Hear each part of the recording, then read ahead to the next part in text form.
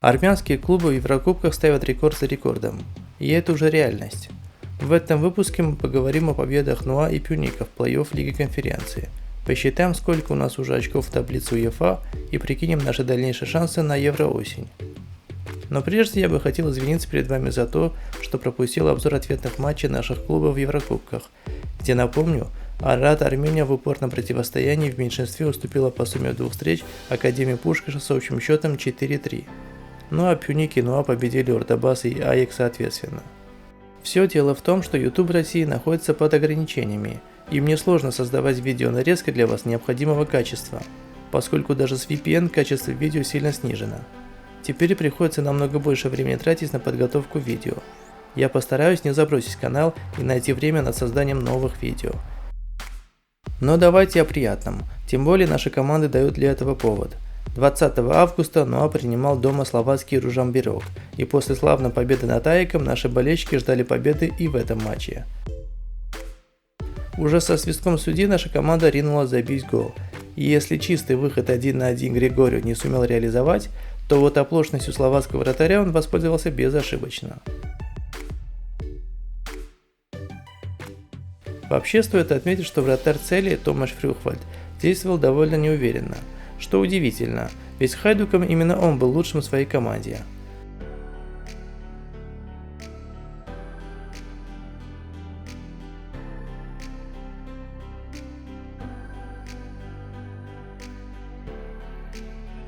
На 22-й минуте красивый дальний удар португальского полузащитника Элдера пролетел чуть выше дальней девятки.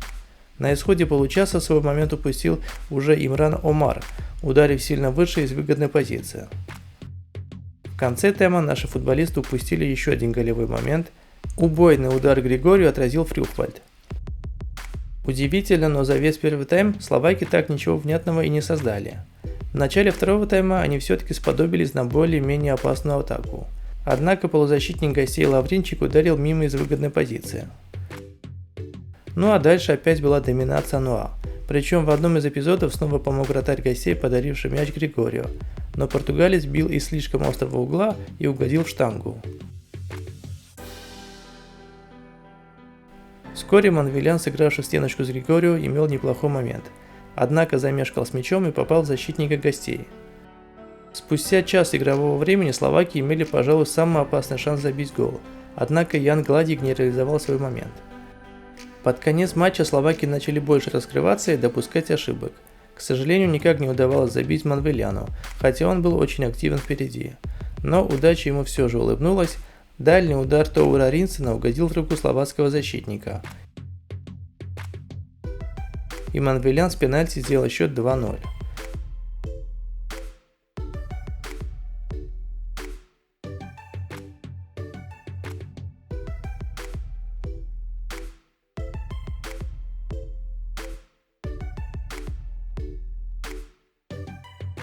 В добавленное время с подачи углового третий мяч забил вышедший на замену бразильский нападающий Матеус Барозо.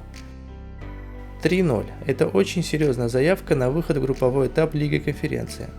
Конечно, все решится в следующий четверг, 29 августа в 20:30 по ереванскому времени, но есть ощущение, что такое НУА не по зубам такому Ружамберёку.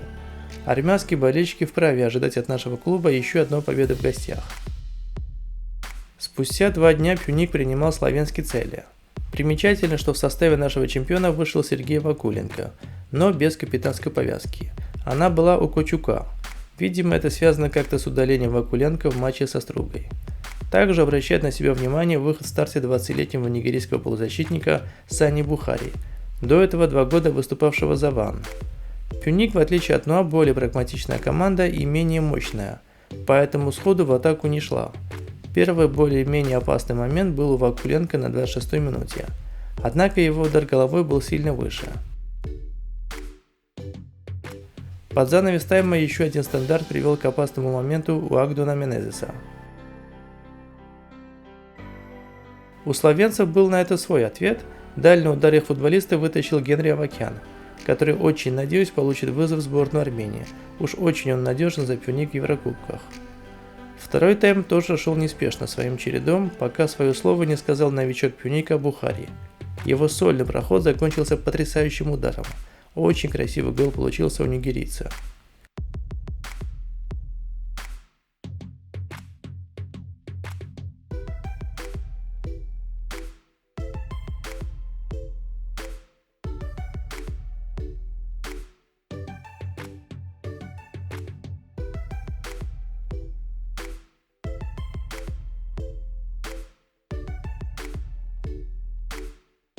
Цели тут же опасно ответил, Эдмилсон скинул мяч головой вышедшему на замену Алёше Матко, но тот ударил сильно выше. На 65-й минуте Алекс по своему левому флангу ворвался в штрафную и выдал отличный пас на Бухари. Молодой нигериец вместо удара по сути уже по пустым воротам сделал неуклюжий пас на Агдуна, который в окружении славянских защитников потерял мяч. Через несколько минут Алекс повторил свой проход, мяч через рикошет достался от Убанджо, который выдал отличный пас на набегавшего Майя, но его довольно неплохой удар отбил славянский вратарь. Еще через несколько минут Алимао решил, что и по его флангу должна быть опасная атака, и выдал пас-конфетку на Юсуфа от Убанджо. Нигериец не использовал свой шанс, напомнив нам, почему, несмотря на временами гениальную игру, он выступает в Пюнике, а не в Манчестер Сити. Под конец матча неплохой момент был у новичка Пюника португальского нападающего Паредеса, но он ударил слишком слабо. 1-0 – непростая победа Пюника, однако наш чемпион мог забить значительно больше. В отличие от Нуа, здесь еще ничего не решено, и однозначно нельзя даже назвать фаворита в этом противостоянии. Но Пюник с каждым матчем прибавляет и смотрится намного лучше, чем в тех же матчах с Минским Динамо. Ну и отдельно снова стоит отметить тренерский талант Меликяна. Умеет он настраивать своих футболистов, выжимая все соки из этого состава Пюника. Так что лично я жду двух наших команд в осенней стадии Лиги Конференции. Отдельно отмечу, что мы уже набрали рекордное количество очков в таблице коэффициентов УЕФА, у нас уже 3,625 тысячных очков. Всего за последние 5 сезонов 11,5. Если оба наших клуба выйдут в групповой этап, нам вполне по силам подняться на 33 место, а то и выше, что позволит заявить одну команду в Лиге Европы. Поистине исторический сезон для нашего клубного футбола. Ждем от наших клубов еще больших побед. Ну а вы еще раз извините меня за то, что пропускаю некоторые наши матчи или поздно выкладываю новые видео. Надеюсь, и дальше будете меня смотреть. До новых встреч, Аерджан.